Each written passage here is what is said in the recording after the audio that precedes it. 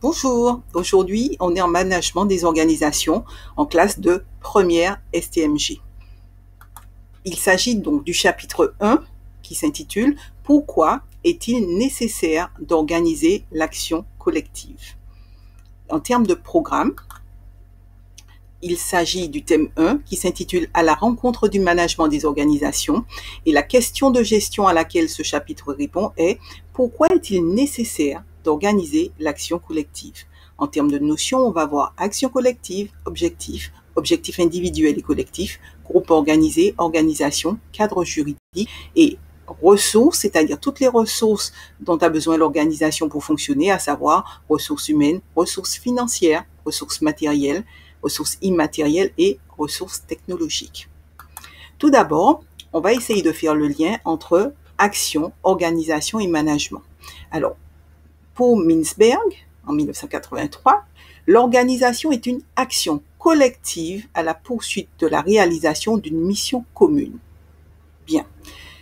Alors, si vous cherchez sur Internet une vue qui représente l'organisation, vous aurez accès à ce type de vue, à savoir des personnes, plusieurs personnes, alors avec des vêtements différents, avec des activités différentes, parce que toutes ces personnes sont en activité, mais aussi des rouages, c'est-à-dire des roues qui s'imbriquent, qui s'emboîtent et fonctionnent pour réaliser une même chose.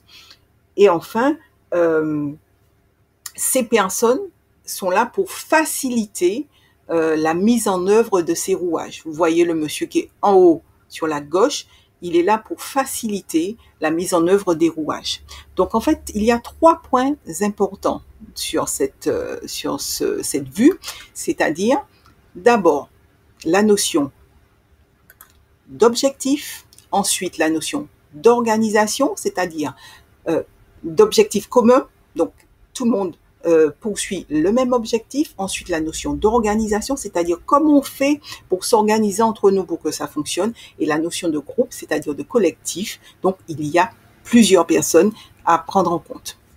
Donc, en termes de plan maintenant, le plan est en 3 parties. La première partie, c'est comment et pourquoi passer d'intérêt individuel à action collective. La deuxième partie est quel est le cadre nécessaire au fonctionnement de l'organisation. Et enfin, la troisième partie, quelles sont les ressources nécessaires à cette organisation. Donc, on va tout d'abord voir la notion d'intérêt. Donc, la première partie, la notion d'intérêt individuel et d'intérêt collectif. Alors, tout d'abord, c'est quoi une action individuelle? Une action individuelle correspond à une démarche personnelle dans le but d'atteindre un objectif individuel. On va prendre quelqu'un qui monte dans un bus, elle décide, elle choisit de monter dans ce bus parce qu'elle veut se rendre à un lieu précis qui lui est propre. Donc, c'est une action individuelle et elle atteint son objectif qui est individuel. Je vous ai mis 2 exemples, comme par exemple un navigateur qui effectue une traversée de l'Atlantique en solitaire.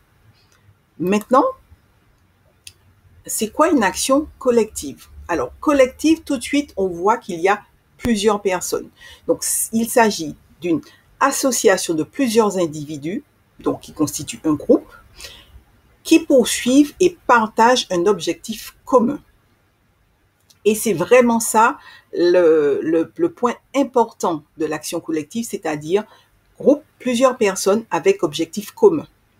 C'est ainsi que si plusieurs personnes sont dans un bus, elles ne forment pas forcément une action collective. Il y a bien un groupe de personnes, mais chaque personne va à une destination différente, par exemple. Donc, l'action, ce qui définit véritablement l'action collective, c'est le partage véritable de cet objectif. Maintenant, on se demande, mais comment on fait pour passer d'intérêt individuel à l'action collective et voir l'intérêt, finalement, de passer de l'action individuelle à l'action collective. Alors, si vous regardez du point de vue du résultat et de l'efficacité, on voit que l'action collective est plus efficace que l'action individuelle.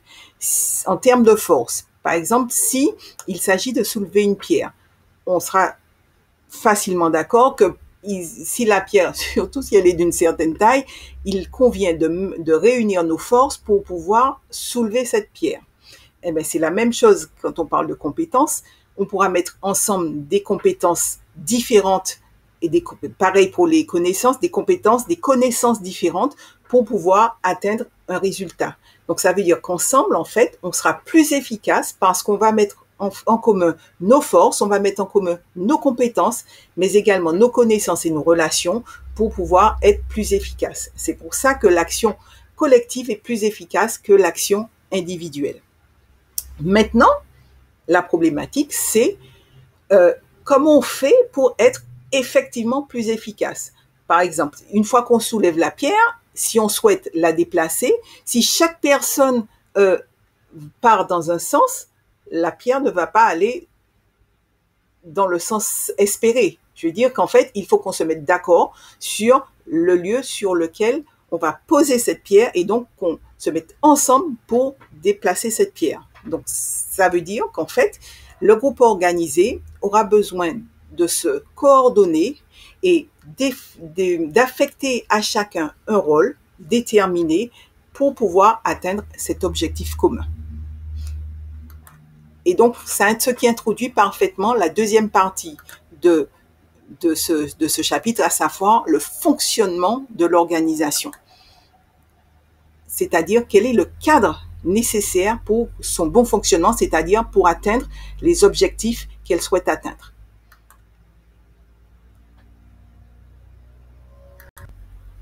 Et donc, on est sur la partie du groupe organisé à l'organisation. Alors, l'efficacité de l'action collective, elle nécessite, comme on a dit, l'organisation du groupe, c'est-à-dire la mise en place d'une structure. Qu'est-ce qu'on entend par structure? On entend par structure tout d'abord la structure hiérarchique, c'est-à-dire les mécanismes de répartition du pouvoir. Ce sera par exemple la mise en place d'un organigramme hiérarchique, mais c'est aussi l'inscription dans la durée de l'action, c'est-à-dire que l'action elle s'inscrit dans le temps. Et pour pouvoir inscrire cette action dans le temps, il convient de mettre en place un cadre juridique précis qui sera déterminé à la fois par les statuts et par la forme juridique qui aura été choisie. Donc en fait, quand on parle d'organisation, donc on a un groupe d'individus qui se constituent pour mener durablement, c'est-à-dire inscrit sur une certaine durée, une action collective pour atteindre un objectif commun dans un cadre juridique précis. Alors, les contraintes de fonctionnement de cette organisation, c'est-à-dire qu'est-ce qu'il faut mettre en place pour que ça fonctionne. Alors, il y a 3 grandes contraintes de fonctionnement de l'organisation. Tout d'abord, la circulation de l'information. Il faut que la circulation de l'information à l'intérieur du groupe, entre les différentes personnes qui composent ce groupe, soit fluide. C'est-à-dire qu'il faut qu'il y ait une bonne communication entre ses membres, que l'information se diffuse de façon en temps et en heure, et afin d'améliorer à la fois la cohésion, la créativité et la prise de décision dans cette association. Alors, juste petite parenthèse, il faut savoir que les TIC, c'est-à-dire les technologies de l'information et de la communication, favorisent et améliorent largement la circulation de l'information dans les organisations à travers la mise en place de nouveaux modes de circulation de l'information comme les mails, Internet, les réseaux sociaux qui seront plus rapides et plus efficaces. Deuxième contrainte, la répartition et la coordination des tâches. Donc, il s'agit que chacun sache ce qu'il a à faire et qu'en fait, il y a une coordination entre les différentes tâches qui sont réalisées par chacune des personnes du groupe. Donc, il s'agit de dresser une liste des tâches à effectuer afin de les répartir entre les différents membres, puis de coordonner l'ensemble en donnant une unité d'ensemble pour assurer une cohérence entre les individus et les actes à réaliser. Enfin, la fixation de règles de fonctionnement pour pouvoir prendre les bonnes décisions, c'est-à-dire de définir comment on va fonctionner pour que chacun sache clairement ce qu'il doit faire, comment il doit rendre compte, comment il doit tout simplement fonctionner. Donc, il s'agit... alors, il est possible que dans une organisation, en parallèle de l'objectif commun, certaines personnes aient des objectifs individuels. Et donc, la subtilité, l'enjeu sera de faire que l'intérêt commun, c'est-à-dire la mise en œuvre, la réalisation de l'objectif commun, soit l'objectif le plus important et que les individus soient véritablement concentrés sur cet objectif commun. Et donc, en fait, c'est véritablement le fait de partager un objectif commun qui fait l'organisation.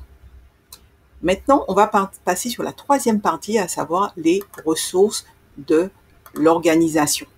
Alors, comme je l'ai dit tout à l'heure, il y a plusieurs types de ressources, les ressources humaines, les ressources matérielles, les ressources immatérielles, les ressources technologiques. Et l'objectif, ce que vous devez être capable, c'est d'identifier, quand on va vous donner des textes, ces différents types de ressources et pouvoir les situer, bien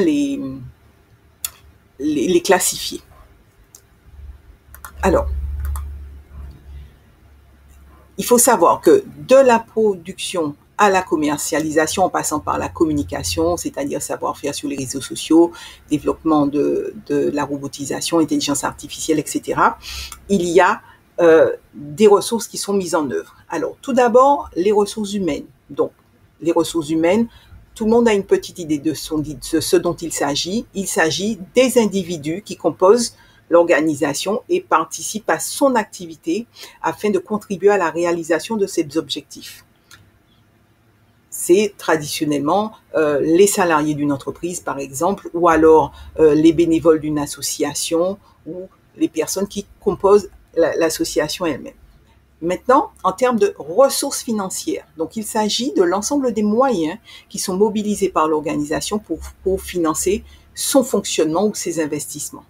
Les ressources matérielles, ce sont les biens matériels détenus par l'organisation. On va parler des locaux, des ordinateurs, des véhicules, des entrepôts, etc. Ce sont des choses matérielles, c'est-à-dire physiques, que l'organisation détient. Maintenant, ce qui concerne les ressources immatérielles. Alors, les ressources immatérielles, j'ai envie de dire, c'est peut-être un peu plus subtil parce qu'on perçoit immédiatement l'aspect, les sites web, les logiciels et les brevets. Ça, on y pense assez facilement. Maintenant, dans cette notion de ressources immatérielles, il y a également la notoriété de l'organisation et son image de marque. Donc effectivement, ce n'est pas quelque chose de matériel, mais c'est quelque chose qui est important parce que une bonne image de marque d'une organisation va contribuer à son développement et à sa pérennisation. Donc quand vous allez travailler à l'identification des ressources, donc il faut bien penser également à l'image de marque et à la notoriété de l'organisation. Maintenant, sur le dernier type de ressources, à savoir les ressources technologiques, on va parler des moyens et des savoir-faire qui aident l'entreprise à développer ses opérations et qui s'appuient sur la technologie. Et effectivement, ces ressources technologiques, vous allez les retrouver à différents stades de l'entreprise, c'est-à-dire de la production à la commercialisation. Donc là, il s'agit véritablement de l'ensemble de ces ressources. Maintenant, il s'agit de faire une petite synthèse sur ce qu'on a vu aujourd'hui, à savoir donc pourquoi il est nécessaire d'organiser l'action collective. Il faut savoir qu'une organisation, quand on va vous demander de caractériser, d'identifier une organisation, il faut penser au caractère durable de cette organisation. Donc ça veut dire que c'est quelque chose qui s'inscrit dans le temps, à l'objectif commun, qui est un élément très important, le cadre juridique, les ressources qu'elle mobilise pour atteindre cet objectif commun, la nécessité de coordonner cette organisation, mais aussi les règles de fonctionnement et la circulation de l'information. Maintenant, on est sur l'aspect identifier les ressources de l'organisation. Les différentes ressources, donc humaines, matérielles, immatérielles et technologiques. Voilà, j'en ai terminé. Donc juste une petite vue de synthèse.